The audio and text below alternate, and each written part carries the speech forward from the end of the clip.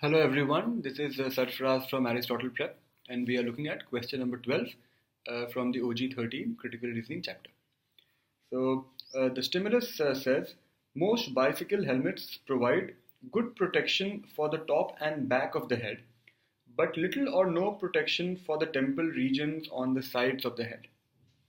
A study of head injuries resulting from bicycle accidents showed that a large proportion were caused by blows to the temple area, the area which is not being covered by the helmet.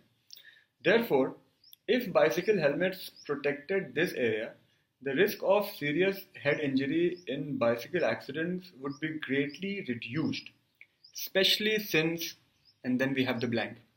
Now, in these blank questions, as we've also clearly mentioned in the CR grade, you should be very careful of the sentence that leads you to the blank and also the word or two words which are just before the blank. Like in this case, it says, therefore, if bicycle helmets protected the temple area, the risk of serious head injury would be greatly reduced, especially since. So what goes in the blank is something which will highlight the fact that why the temple area is very sensitive, or why it is very likely that a person will get injured in that area. Something on those lines has to go in the blank.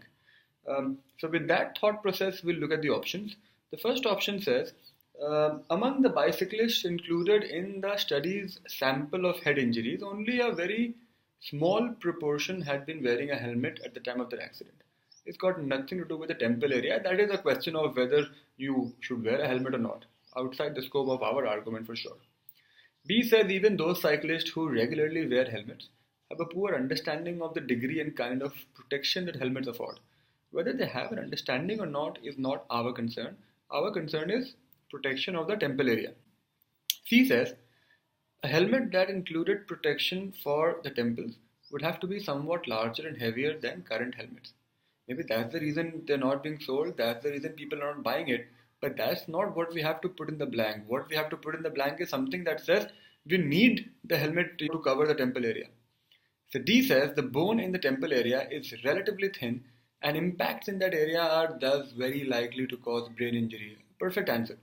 Because that gives you one reason why the temple region should be covered, because the bone is thin and is likely to cause brain injury over there.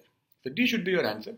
E says bicyclists generally land on their arm or shoulder when they fall to the side, which reduces the likelihood of severe impacts on the side of the head. Then why cover the temple in the first place? That is the opposite of what we have to do. So D for Denmark is our answer.